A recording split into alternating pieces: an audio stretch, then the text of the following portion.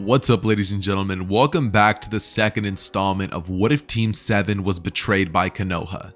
Now, usually I don't do this, but for this particular what if, I actually had a co-writer who helped me out a ton with the scripting process of this what if and threw ideas back and forth with me. A subscriber by the name of Adrian, last name which I cannot pronounce and I'm not going to attempt it, bro. I'm not about to butcher your name, but you know exactly who you are. There's going to be a picture up on screen and you guys will find his Instagram link down below in the description. He has helped a ton with this what if, and seriously, if it wasn't for him, I probably wouldn't be on the mic recording this. Recording something else probably.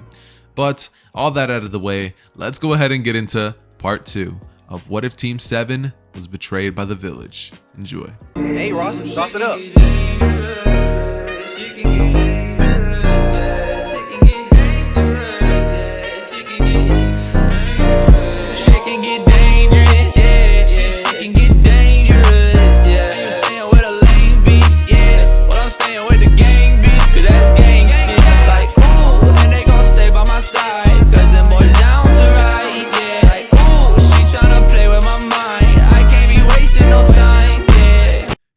After giving Team 7 said bag, would pretty much go on to tell the team to essentially make their way back to wherever it is that they want to go, aka their houses, to train, and would nod at Kakashi to pretty much inform Team 7 about the tuning exam, something that only one of the members of Team 7 is currently aware is even a thing.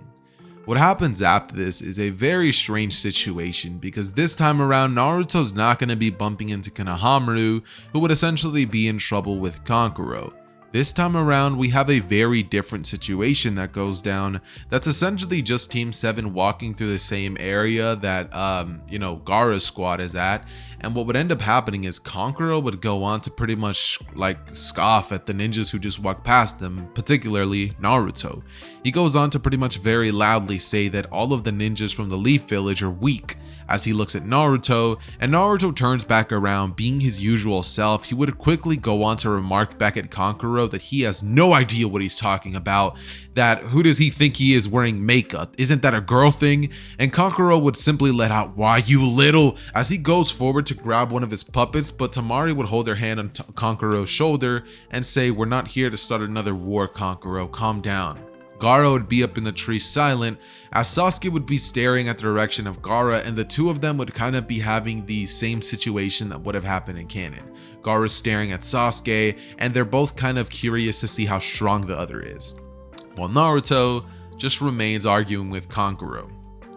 Eventually though, Sakura goes on to grab Naruto and be like, "Come on Naruto, we gotta go. It's not even right for us to be fighting these guys right now." And suddenly, Naruto would let out, "Wait, what are you guys even doing in our village? Aren't you guys part of the Sand Village? Like, what are you even doing here?"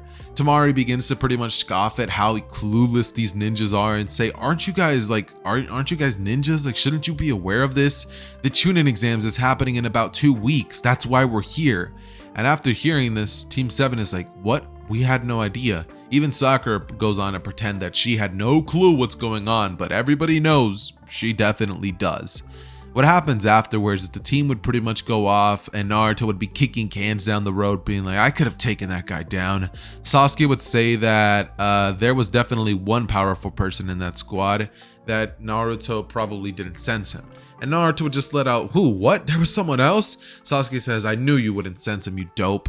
And suddenly Naruto would be like, "Yeah, whatever, I don't even need to sense him. I was focused on the guy with the makeup on his face." Suddenly the team ends up making it to a road where they all decide to go their separate ways, and Sakura would pretty much go on to go report to Danzo, where she would be informed that during the Chunin exams, inside of the Forest of Death with that portion of the exam, they're going to be encountering a sound ninja known as Orochimaru, and that her mission is to not interfere with his plans on implanting the curse mark on Sasuke, and that afterwards she pretty much is going to have to learn whatever she can about Sasuke and Naruto, and essentially try to make it so that she could actually capture Naruto himself and pretty much betray the team that at this point has already been building a very powerful bond. Sakura would have self-doubts within her mind, and she would be completely unsure what she wants to do, not knowing if she should betray the team that has been pretty much nothing but good to her for the man who was simply beating her entire life, took away her parents, and essentially treats her like garbage. She's unsure, but she decides that she'll find out when the time is right. That being said, the team pretty much goes on to continue on with their regular duties, going on D-rank missions, at least 2 of them, with the team essentially going out for ramen on one particular day, which Naruto would offer to pay after that huge bag that he had just received, right? When this happens, we have a little cool moment between Team 7 where they're all kind of bonding with each other and beginning to kind of get to know each other more and more, as Team 7 is kind of like, how do I put this? Team 7 is finally beginning to feel like a real team and not just a bunch of kids who were lumped together because of random circumstances. They're becoming friends, actually, and that's kind of great. But regardless of that fact, the day of the Chunin exams would end up arriving, and events that would lead up to that would pretty much remain just like they would be in canon. Sasuke would still unfortunately end up taking an L to Rock Lee, which would pretty much end up damaging Sasuke's ego quite heavily just due to the fact that the dude has not been used to taking an L to anybody, especially a dude with a bowl cut and huge bushy eyebrows. Could you imagine if an Edgar pulled up on you and gave you it like rocked your shit in front of the girl you like and in front of pretty much your best friend? That would hurt my ego, but that's just me personally. So yeah, but regardless of that fact, what ends up pretty much happening after this is Team 7 goes on to take the written portion of the exam of the Chunin exams, and this goes down relatively like it would in canon, leading to the events that would happen between Team 7, Anko, and the Forest of Death event pretty much going down and beginning to take place. We end up having this scenario where essentially Team 7 is in the forest, Naruto goes off to take a leak, and once Naruto begins to essentially wrap up, you know, the man's trying to put a schlong back into his pants, this gigantic snake comes at him, and no, it's not his own snake but a different one, and it pretty much goes to eat Naruto. Naruto from here goes on to use the multi-shadow clone jutsu and literally makes the snake explode from the inside out from how many Narutos were inside. Ayo, pause. But we basically get a scene where Naruto rushes back to his team and sees Sakura and Sasuke pretty much paralyzed in fear to the power of this ninja that stands before them. In the original, Orochimaru didn't exactly try to kill Sakura, and that wasn't even one of his concerns mainly. So we're gonna be saying that this time around he has a reason not to attack because it's one of Danzo's many pawns, right? But this time around, that's exactly why he doesn't attack Sakura. So he's pretty much trying to get underneath Sasuke's skin, and eventually he would stab himself with a kunai to override his fear with pain. He's finally able to get himself and Sakura out of that situation, and Naruto would lunge in as he would say, "Believe it!" And you know, he then begins to fight against Orochimaru alongside Sasuke, with both of them trying their absolute best to, you know, pretty much handle him. And we obviously would still get the scene where Naruto stops the snake, except remember guys, Sasuke in the very beginning never calls Naruto a scaredy cat. So instead, Naruto turns back to Sasuke, has a smirk on his face and says, "You alright?" Before Sasuke just looks at him scared, and Naruto says, "Scaredy cat." And he would be the first one to actually say it to Sasuke, sorry, because Sasuke at this moment needs to hear that. He needs to hear that he's being a complete, I don't know if I could even say the word, but a complete female dog. Like, he is just not being the Sasuke that Naruto grew up with in the academy. This is not him. This is a completely different person. But Sasuke snaps out of it, and they begin to throw hands with Orochimaru. It's at this point that Orochimaru is like, "Hey, yo, these kids are actually kind of strong." Eventually, however, the power of the Nine Tails would begin rising within Naruto, and he would eventually have the Nine Tails power sealed away even tighter by Orochimaru, who uses the 5-pronged seal to essentially knock Naruto out until further notice, and then rushes towards the direction of Sasuke for a little bit longer of an encounter with taijutsu, until eventually he kicks Sasuke to another branch and uses his jutsu to essentially elongate his neck and go to give Sasuke a hickey. But Sakura looks at this in slow motion and she's like, "Hey, yo, You're not gonna give my man a hickey, right? And she pretty much lunges in with a kunai without even thinking twice about it. She was not thinking about the mission at this moment.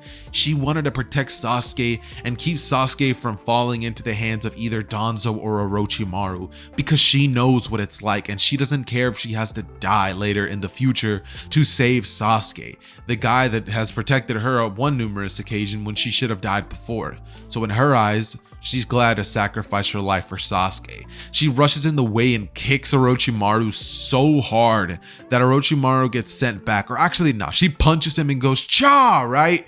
And Orochimaru is sent back flying, just wondering what just happened.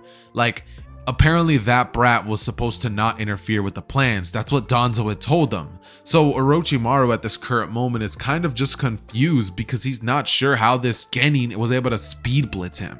And Sasuke's even like kind of shocked as well because Sakura was displaying the same amount of speed that he has when he's using the Sharingan. His Sharingan struggled just a tiny bit to keep up with her. So that's what kind of gets to Sasuke, and he begins to wonder what is even going on.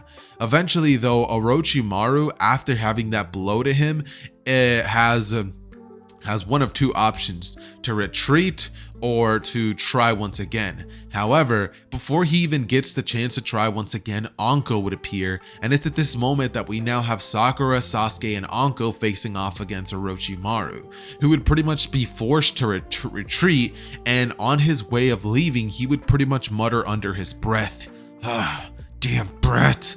Danzo will find out what you did, you damn traitor," as suddenly he leaves the area, and we have this situation happen where they make their way towards the tower and proceed to chill for the next couple of days.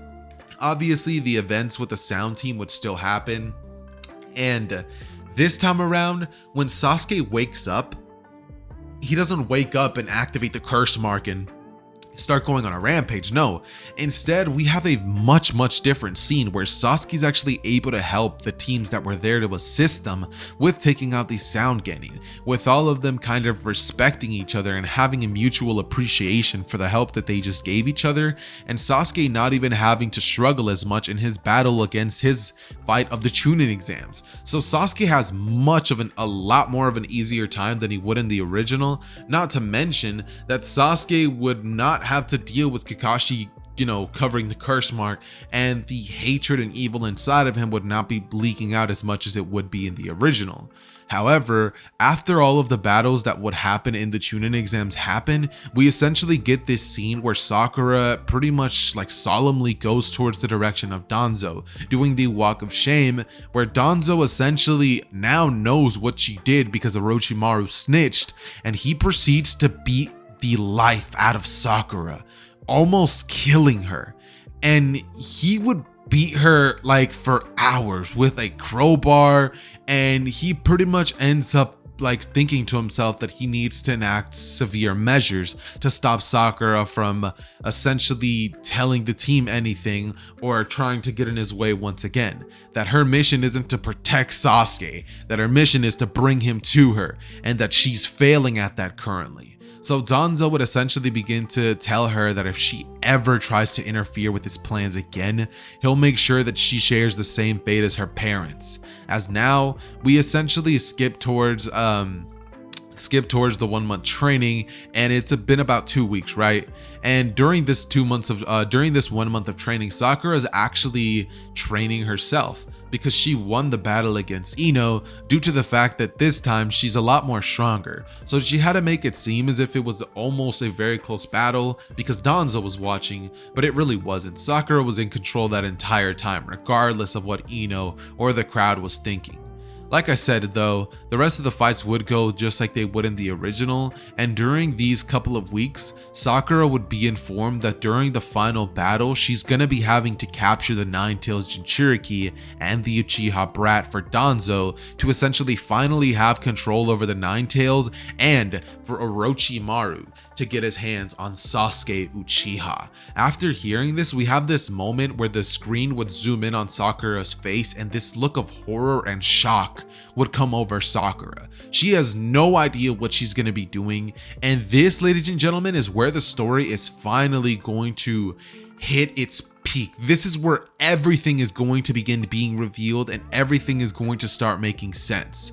After this revelation by Danzo, she would pretty much have two choices. She either tells the team what's about to happen, or she has to watch the two people that have only shown her kindness in her life get pretty much taken over and fall to the dark side because she was too afraid of facing the consequences. And she would simply think that she owes this much to them at the very least for all the good memories that they've given her. Yeah, obviously punching Naruto in the head a couple of times hasn't been the best thing that she's like doing, but she has to do it nonetheless. But they've been growing with bonds. And it's at this moment that Naruto, Sasuke, and Kakashi would be informed to talk with Sakura at Ichiraku Ramen shop. When suddenly, we have this moment where she slowly begins to explain everything to Naruto and Sasuke. And you guys might be wondering, how is she able to even say anything? Doesn't Danzo have one of those seals on her mouth to prevent her from saying things? I'm going to be saying that for the purposes of plot, she was able to essentially not get that just due to the fact that before she pretty much had no reason to get it. I'm not even gonna lie, I can't think of a reasonable reason for her not to even get that thing, but let's just say that she needs to not have it for the sake of the story. If you guys can think of a very interesting reason down below, I would love to hear it, and then I can retcon this so that it makes more sense, but I would need some help from you guys, seriously. But regardless of that said fact, she begins to pretty much explain everything to Naruto and Sasuke, and suddenly we would have Kakashi crashing in there, falling over with blood leaking out of his left eye, with blood just rushing out, and then Danzo and a bunch of Anbu members appearing out of nowhere as he would go on to inform them that they are under arrest for conspiracy to betray the Leaf Village.